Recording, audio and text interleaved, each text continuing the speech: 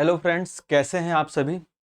जैसा कि आप सभी को पता है कि सीजीएल का एग्ज़ाम 1 से लेकर 13 दिसंबर के बीच में होना है। देखा जाए बहुत ही कम समय बचा हुआ है, लगभग 25 दिन का टाइम है।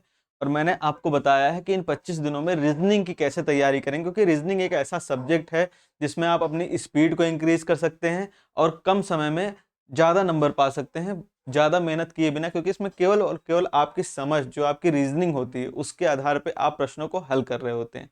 तो मैंने आपको बताया है 25 दिन की स्ट्रेटजी क्या होने वाली है हमारी। 15 दिन में हम 15 टॉपिक को कवर करेंगे, उसके बाद बचे हुए 10 दिन में हम केवल प्रैक्टिस पे ध्यान देंगे। हम जितने भी प्रीवियस ईयर क्वेश्चन पेपर हैं उनको सॉल्व करेंगे और मॉक टेस्ट को सॉल्व करेंगे, जिससे हमारी स्पीड बढ़ सके। तो इन 15 दिनों में, शुरू के 15 दिनों में हमें अपने रीजनिंग के 15 टॉपिक को कवर करना है। एक दिन में एक क्लास में हम एक टॉपिक को पढ़ रहे होंगे और एक टॉपिक ज़्यादा बड़ी वो क्लास नहीं होगी, छोटी क्लास होगी, लेकिन हम प्रैक्टिस पे ज़्यादा ध्यान देंगे। तो जितने भी टाइप के क्वेश्चन सीजीएल में पूछे जाते हैं, हम सारे टाइप के क्वेश्चनों को देखेंगे और उसके बाद उनकी प्रैक्टिस करेंगे। ठीक है। कोडिंग डिकोडिंग की क्लास कल हमारी हो गई थी, आज हमारी ब्लड रिलेशन के ऊपर क्लास होनी है। तो देखते हैं, ब्लड रिलेशन आप सभी को पता होगा, रक्त संबंध कहते हैं इसको। जो हमारे रिलेशंस है, जो हमारे संबंध हैं, लोगों से बनते हैं, जैसे माँ का संबंध, पिता का संबंध। तो उन्हीं संबंधों को लेके कैसे प्रश्न एग्जाम में पूछे जाते हैं, तो मैं आपको बताता हूँ। इसमें 3 तरह के प्रश्न एग्जाम में पूछे जाते हैं। पहला क्या होता है? पहला पजल फॉर्म में होता है। पहला किस फॉर्म में होगा? पजल फॉर्म में होगा। पजल को पहेली कहते हैं, पहेली फॉर्म में। ठीक है। दूसरा हमारा किस फॉर्म में होता है? दूसरा हमारा होता है कोडेड फॉर्म में होता है। कोडेड फॉर्म में प्रश्न पूछे जाते हैं, कोडेड फॉर्म में पूछे जाते हैं। और तीसरा हमारा होता है पॉइंटिंग फॉर्म में। पॉइंटिंग फॉर्म आप सभी जानते होंगे। एक महिला एक पुरुष की तरफ इशारा करके कहती है कि ये मेरे पिता के दादा का लड़के का लड़का है। ऐसे प्रश्न जो है पॉइंटिंग फॉर्म के पूछे जाते हैं। ऐसे प्रश्न पॉइंटिंग फॉर्म के रूप में पूछे जाते हैं। ठीक है। तो सबसे पहले हम बात कर लेते हैं पजल फॉर्म। पजल फॉर्म में कैसे प्रश्न पूछे जाते हैं और कोडेड फॉर्म में कैसे पूछे जाएंगे, पॉइंटिंग फॉर्म में कैसे प्रश्न पूछे जाएंगे। तो इन सभी चीज़ों को जानने से पहले, कैसे प्रश्न पूछे जाएंगे इसको जानने से पहले प्रश्न को सॉल्व कैसे करना है, इस पर ध्यान देते हैं। तो पहले सबसे पहले हम ब्लड रिलेशन में सबसे पहले हम जानेंगे ट्री के बारे में। फैमिली ट्री जो हमारी बनती है उसके बारे में जानेंगे। इसके बारे में, फैमिली ट्री के बारे में। फैमिली ट्री क्या होती है? फैमिली ट्री आप जानते हैं, परिवार का जो पीढ़ियाँ होती हैं, जो जनरेशन होती है, वो किस प्रकार से लिखी जाती है। अगर उसको हमें लिखना है तो किस तरह से लिखेंगे, वही हमारा फैमिली ट्री होता है। तो सबसे पहले देख लेते हैं कि जिस पीढ़ी में हम हैं, जो हमारी प्रेजेंट पीढ़ी है, उसमें कौन कौन लोग आते हैं। जिस पीढ़ी में हम हैं उस पीढ़ी में हमारा भाई भी होगा, उसमें बहन भी होगी, उसमें जीजा भी होंगे, में साला भी होगा। तो ये सब जो है, ये हमारी हमारी जनरेशन में आते हैं, हमारी पीढ़ी जो होती है उसमें आते हैं। और हमसे जब ऊपर जाएंगे आप, पिताजी की पीढ़ी में, जब पिताजी की पीढ़ी में जाएंगे तो पिताजी होंगे, माता जी होंगी, उसके बाद चाचा जी होंगे, चाची होंगी, बुआ होंगे और फूफा होंगे। ठीक है। ये हमसे ऊपर की पीढ़ी में होंगे। और इनसे भी ऊपर जब आप जाएंगे, इनसे भी ऊपर आप जब जाएंगे, इनसे भी ऊपर जब आप जाएंगे, तो आपको क्या मिलेंगे? दादाजी मिलेंगे। पिताजी के पिताजी दादाजी, दादी जी, नाना और नानी। सबसे ऊपर पीढ़ी में ये लोग होते हैं। ठीक है। दिख रहा है? थोड़ा क्लियर कर देते हैं इसको, अगर नहीं दिख रहा हो दिखना शुरू हो जाएगा। ठीक है। अब दिख रहा होगा। चलिए, और एक पीढ़ी की बात करेंगे जो हमसे नीचे आती है।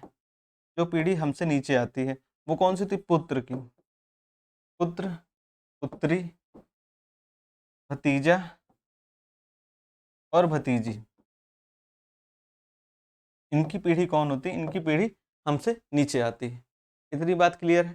तो ये हमने जनरेशन फॉर्म लिखा कि अगर किसी जनरेशन की बात हो रही है, हमारे भाई की बात होगी तो उसको हम अपने बगल में लिखेंगे, हमारे पुत्र की बात होगी तो उसको हम नीचे लिखेंगे, पिता की बात होगी तो ऊपर लिखेंगे, दादा की बात होगी तो पिताजी के भी ऊपर लिखेंगे। ये क्या होता है? फैमिली ट्री या जनरेशन ट्री इसको कहते हैं। इतनी बात समझ में आई? ठीक है।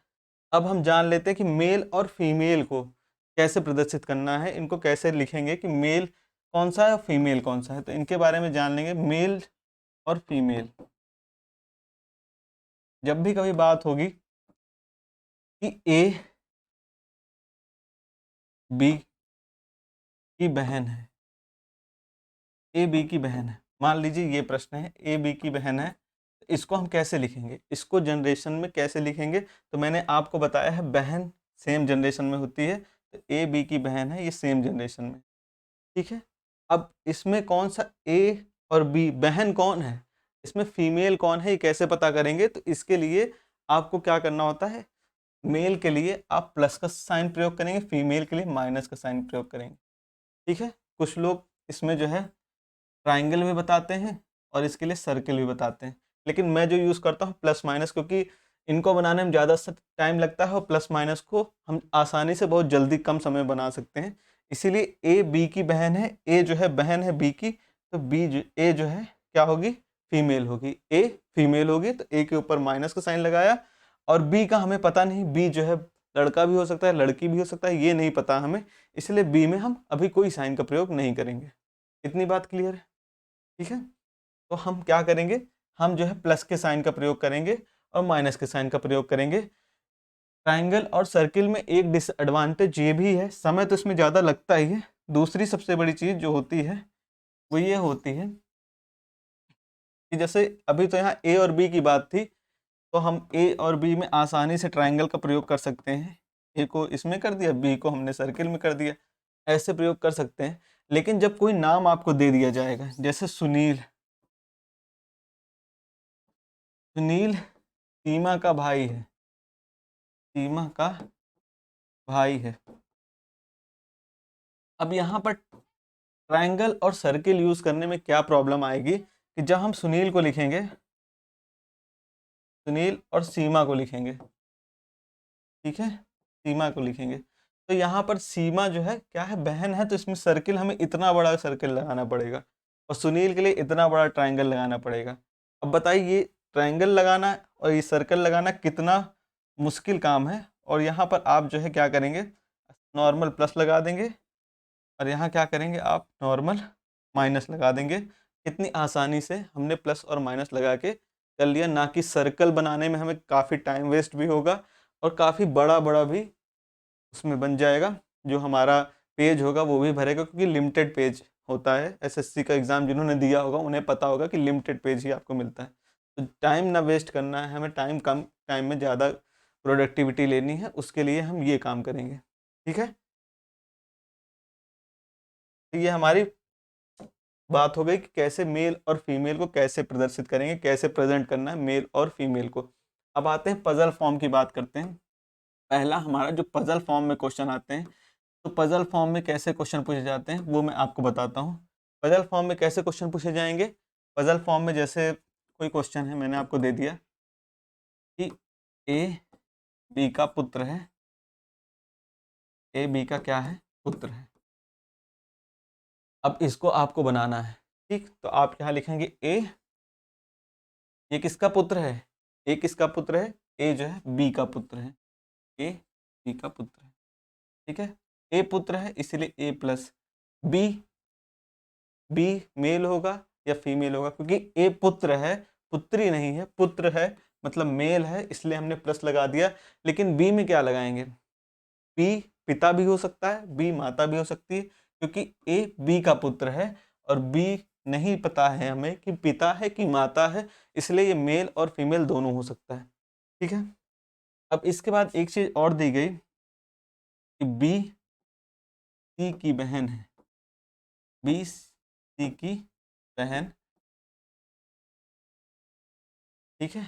अब बी किसकी बहन है, बी सी की बहन है, तो हम सेम जनरेशन में रहेंगे, क्योंकि बहन का मैंने बताया है कि सेम जनरेशन में, भाई बहन सेम जनरेशन में होते हैं, पुत्र नीचे होता है और पिता ऊपर होते हैं, तो यहाँ पर सेम जनरेशन में। अब क्योंकि बी बहन है किसकी, सी की, बी जो है बहन है, बहन मतलब फीमेल, फीमेल के लिए मैंने आपको बताया कि अब बी में क्या लग जाएगा, माइनस लग जाएगा, क्योंकि बी सी की बहन है। अब सी क्या है, भाई है कि बहन है ये हमें नहीं पता, इसलिए सी में अभी हमें कुछ नहीं पता कि क्या करना है। उसके बाद यहाँ पर लिख दिया गया सी डी की पुत्री है, सी जो है डी की पुत्री है। तो हम क्या करेंगे, सी डी की पुत्री है, सी पुत्री है किसकी, डी की, सी डी की पुत्री है। दिख रहा है आपको, नहीं दिख रहा है? थोड़ा इसको नीचे कर लेंगे, थोड़ा सा नीचे कर लेंगे, ठीक है। अब सी डी की पुत्री है, सी पुत्री है, सी फीमेल है, इसलिए अब सी पे माइनस आ जाएगा। अब अगर आपसे पूछा जाए, अब पजल में कैसे पूछा जाएगा, पजल में क्वेश्चन पूछा जाएगा कि ए का बी से क्या संबंध है, ए का डी से संबंध बताइए, ए का डी से संबंध बताना है। क्या संबंध है ए का डी से, ए का डी से संबंध बताएंगे तो आप यहाँ देख रहे होंगे कि ए की माता जी कौन है, बी है, बी की बहन जी सी है, सी के पिताजी डी हैं, तो ये डी जो है बी के भी पिताजी, बी के पिताजी होंगे कि नहीं होंगे, डी बी के भी पिताजी होंगे। उसके बाद बी के जो पुत्र हैं वो ए हैं, ए की माता के पिता क्या हुए, नाना हो गए। तो ए का डी से मतलब ए का संबंध बताना है, किसका बताना है, ए का। ए कौन है, ए कौन है डी के, ए का क्या संबंध है, ए जो है डी के क्या है, पोते, जिसको नाती भी कहते हैं, क्या है, नाती है, ठीक है। इतनी बात क्लियर है, नाती है, ठीक है। ऐसे क्वेश्चन पजल में पूछे जाते हैं। चलिए अब अपने अगला किस तरह का प्रश्न पूछा जाता है, तो अगला हमारा मैंने आपको बताया कोडेड फॉर्म में पूछा जाता है। किसमें, कोडेड फॉर्म में। कोडेड फॉर्म में कैसे प्रश्न पूछे जाएंगे, जैसे मैंने लिख दिया ए प्लस बी, और इसका मतलब क्या मैंने बता दिया कि ए बी का पुत्र है, उसके बाद दे दिया सी माइनस डी, क्या दे दिया आपको, बी माइनस सी, बोल दिया बी सी का पिता है, पिता है। उसके बाद दे दिया C multiply D, C D का भाई है, भाई है। उसके बाद मैंने यहाँ लिख दिया कि P plus Q minus R multiply S, ये चीज़ मैंने लिख दी और आपसे पूछ ली कि पी का एस से क्या संबंध है, पी का एस से संबंध, पी का एस से संबंध बताइए। ऐसे प्रश्न कोडेड फॉर्म में, इसको कहते हैं कोडेड फॉर्म, ऐसे प्रश्न कोडेड फॉर्म के रूप में एग्जाम में पूछे जाते हैं। इस तरह के प्रश्न कई बार ऐसे सीजीएल में आए हुए हैं। ये प्रश्न बहुत इंपॉर्टेंट है, बहुत ही डिटेल में मैं आपको कराऊंगा कैसे प्रश्न जो है एग्जाम में बनते हैं। तो अपने तीसरे टाइप की बात कर लेते हैं। तीसरा टाइप है हमारा पॉइंटिंग फॉर्म। पॉइंटिंग फॉर्म में कैसे प्रश्न एग्जाम में पूछे जाते हैं, पॉइंटिंग फॉर्म मैंने आपको बताया कि इसमें क्या होता है, इसमें एक महिला एक पुरुष की तरफ इशारा करती है या कोई तस्वीर की तरफ कोई व्यक्ति इशारा करता है। तो इसमें दो तरह के प्रश्न एग्जाम में आते हैं, एक आता है डायरेक्ट स्पीच में, दूसरा आता है इनडायरेक्ट स्पीच में। ये इंग्लिश वाले सर ने बताया होगा आपको, डायरेक्ट और इनडायरेक्ट स्पीच। एक डायरेक्ट स्पीच में होता है, दूसरा इनडायरेक्ट स्पीच में होता है, ठीक। तो जब भी डायरेक्ट स्पीच की बात आएगी तो इसमें आएगा कि जैसे इसमें आएगा वह महिला की ओर इशारा करते हुए, महिला की ओर इशारा करते हुए, महिला की ओर इशारा करते हुए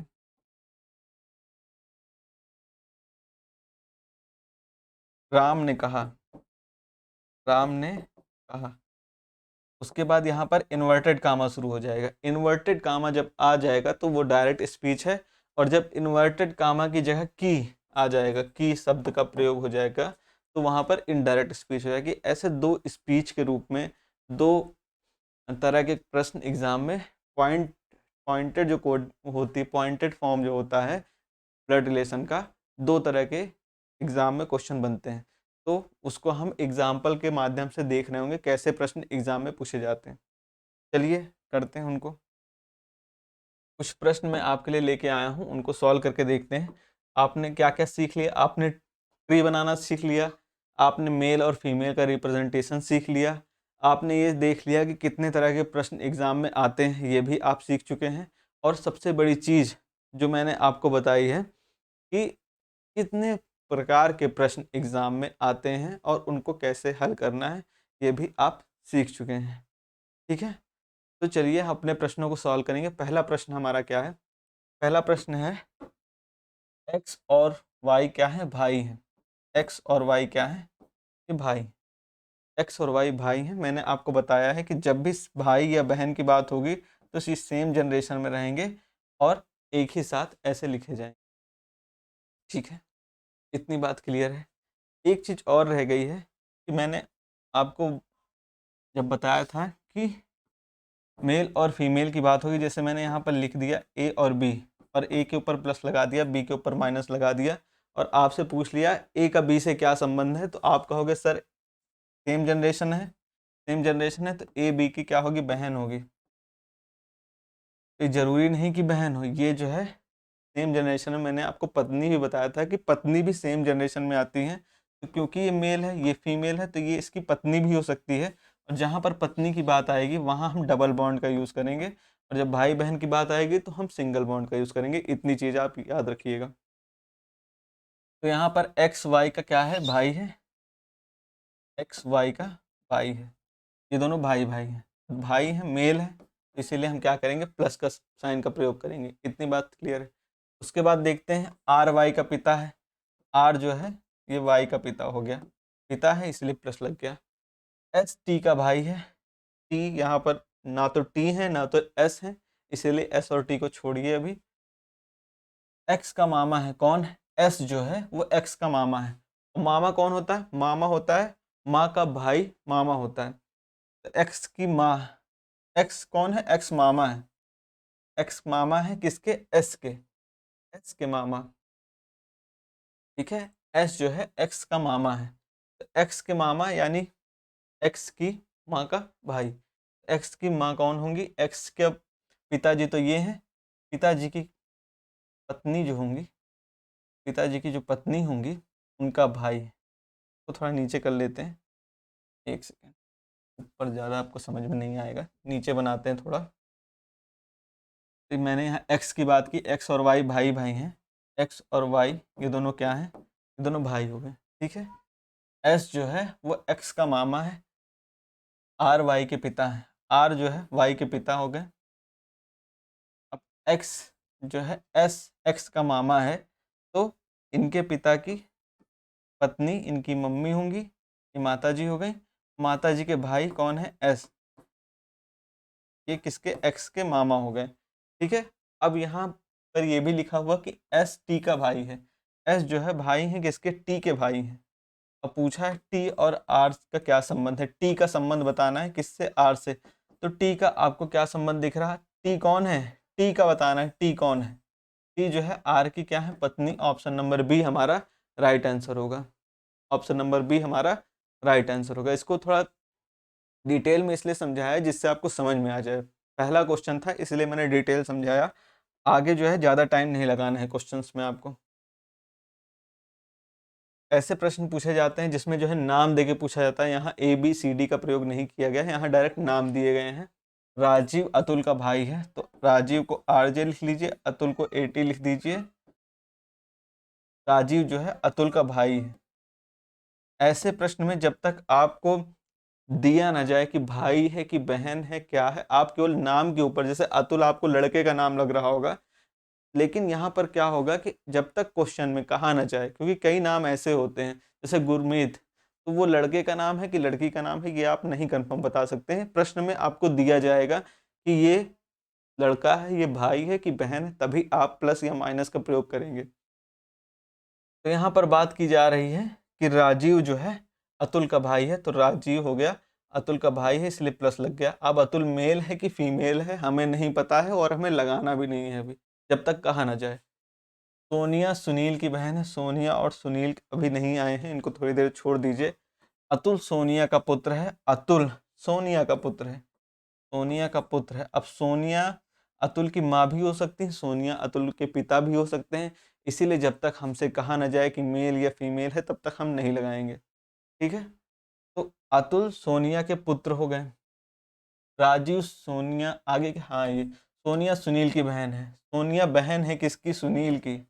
सोनिया सुनील की बहन है। बहन का मैंने आपको बताया है कि क्या लगाना है, जब भी फीमेल की बात आएगी माइनस लगाना है। अब जो है सोनिया के ऊपर आप माइनस लगा सकते हैं। राजीव का सोनिया संबंध बताना है। राजीव का सोनिया संबंध बताना है, क्योंकि ये इनके भाई हैं और ये इनकी माता जी हैं, तो ये सोनिया राजीव की भी क्या हुई? माता जी हुई। तो राजीव का संबंध बताना। राजीव सोनिया से कैसे संबंधित है? तो राजीव सोनिया का क्या है? पुत्र। ऑप्शन नंबर 2 हमारा राइट आंसर होगा। राजीव सोनिया के क्या है? पुत्र हैं। ठीक है, अगले प्रश्न पे आते हैं।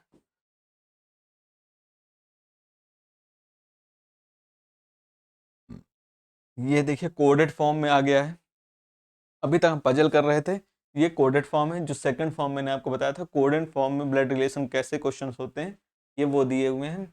ए माइनस बी का अर्थ है ए बी की पुत्री है। ए प्लस बी का अर्थ है ए बी की पत्नी है। ए डिवाइडेड बी का अर्थ है ए बी का पिता है। ए इंटू बी का अर्थ है ए बी का पुत्र है। तो हमें इस अभिव्यक्ति में पी और एस का संबंध बताना है। किसका संबंध बताना है? पी और एस का संबंध। ठीक है, पी और एस का संबंध बताना है। थोड़ा जगह इस तरफ ज़्यादा है, इस तरफ करेंगे क्वेश्चंस को। तो P इंटू एस, सबसे पहले आप P लिखिए। अब बीच में क्या लगा हुआ है? क्रॉस का निशान। क्रॉस का मतलब क्या है? ए बी का पुत्र है, मतलब कि जो आगे लिखा हुआ है वो पुत्र है किसका? बाद वाले का। ए बी का पुत्र है, तो मतलब P किसका पुत्र होगा? आर का पुत्र होगा। P पुत्र होगा किसका? आर का। P जो है पुत्र है, इसीलिए प्लस का निशान लगाएंगे। आर हमें नहीं पता है कि पुत्र है, मतलब आर माता है कि पिता है, ये हमें नहीं पता है। मेल है कि फीमेल है, ये नहीं पता है, इसलिए अभी आर पे कोई निशान नहीं लगाएंगे। आर माइनस एस का क्या मतलब है? माइनस यहाँ पर आया हुआ है। ए बी की पुत्री है, मतलब ए कौन है? पुत्री है बी की।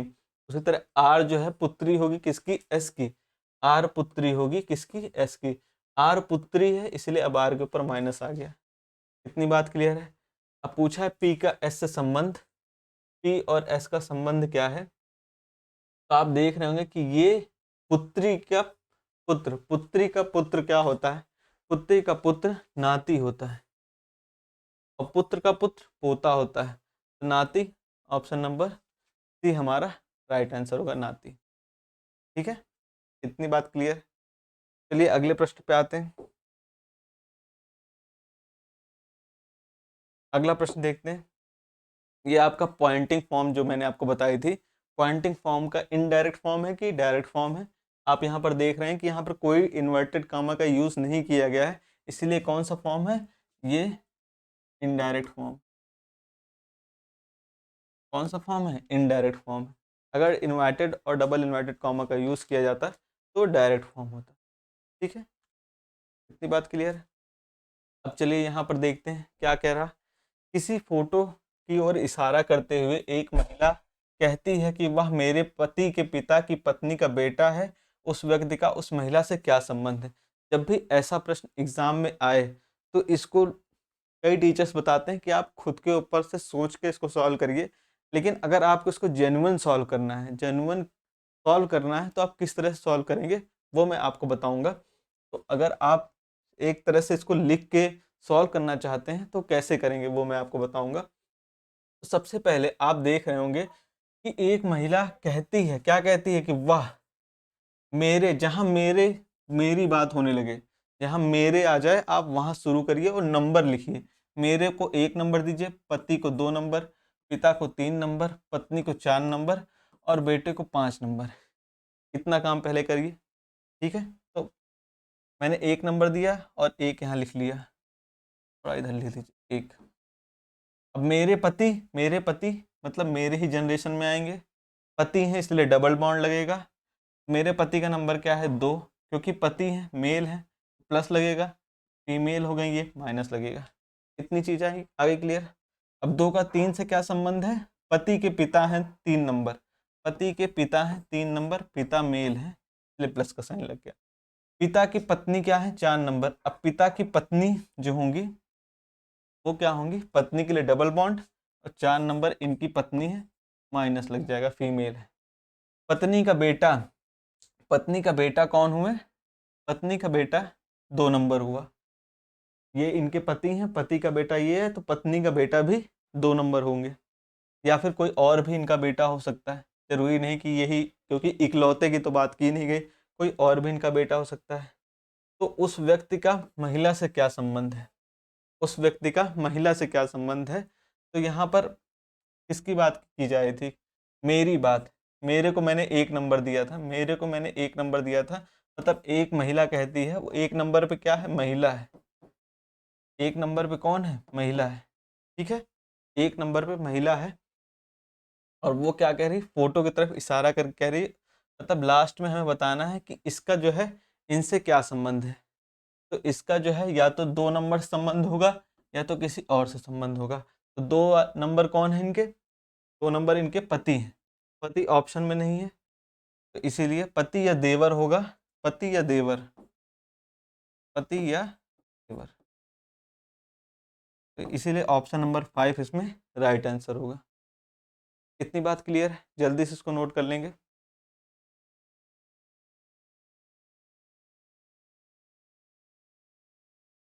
ठीक है, अगले प्रश्न पे आते हैं। अब यहाँ पर देखिए, किसी पुरुष का अपने पति से परिचय कराते हुए एक महिला ने कहा, यहाँ पर इन्वर्टेड कामा आ गया, इसीलिए कौन सी स्पीच है, ये डायरेक्ट स्पीच है। कौन सी स्पीच है, ये डायरेक्ट स्पीच में लिखा हुआ क्वेश्चन है। ठीक है, डायरेक्ट स्पीच में मैंने आपको बताया है क्या होता है डायरेक्ट स्पीच में। जब भी डायरेक्ट स्पीच की बात आएगी, वहां पर प्रश्नों को कैसे हल करेंगे, वहां पर शुरुआत करेंगे मेरे से, मैंने आपको बताया हुआ, इसमें देखेंगे मेरे कहाँ पर, ये, इसको आप 1 नंबर दीजिए, दादाजी 2 नंबर, पुत्र 3 नंबर। ठीक है, इतनी बात क्लियर है। यहाँ पर लिखिए 1 नंबर। अब मेरे मतलब किसकी बात हो रही, किसी पुरुष का अपने पति से परिचय कराते हुए एक महिला कहती है, मतलब 1 नंबर कौन है, महिला है। मेरे दादाजी, इनके दादाजी कौन हो गए, ये मान लीजिए इनके पिताजी हैं, और पिताजी के पिताजी ये 2 नंबर है, और ये कौन है, दादाजी हैं। ठीक है, दादाजी का एकमात्र पुत्र यानी ये, एकमात्र पुत्र यानी ये कौन है, 3 नंबर है, ये कौन है, 3 नंबर है। ठीक है, मैंने यहाँ 3 नंबर लिख दिया। ठीक है, अब ये यहाँ पर लिखा हुआ है, ये 3 नंबर जो है वो क्या है, इसके भाई का पिता, मतलब जिस पुरुष की तरफ इशारा कर रही है वो कौन है, इसके भाई के पिताजी हैं। भाई के पिताजी यानी मेरे पिताजी, ये कौन है, मेरे पिताजी। भाई के पिताजी भी उसके पिताजी होंगे, जिसकी बात, ये जिस पुरुष की बात कर रही हैं, जिस पुरुष की बात कर रही हैं। तो अब इस पुरुष का इस महिला से क्या संबंध है, ये पुरुष और ये महिला सेम जनरेशन में है, इसीलिए ये दोनों क्या हो जाएंगे, ये दोनों भाई बहन हो जाएंगे। ऑप्शन नंबर 5 हमारा राइट आंसर होगा। ठीक है, इतनी बात क्लियर है। अब हम क्या करेंगे, इस क्लास को देखने के बाद हम अपनी नोटबुक खोलेंगे, जो जो टॉपिक मैंने बताए हैं उनको नोट करेंगे, और जो भी प्रीवियस ईयर सेट होगा या कोई भी आपके पास प्रैक्टिस सेट है उससे प्रैक्टिस करेंगे, और सॉल्व करके देखेंगे क्वेश्चन हमारे सॉल्व हो रहे हैं कि नहीं। जो भी डाउट्स होंगे आप हमारे टेलीग्राम चैनल पर भेज सकते हैं, वहाँ पर मैं आपको सोल्यूशन प्रोवाइड करा दूंगा।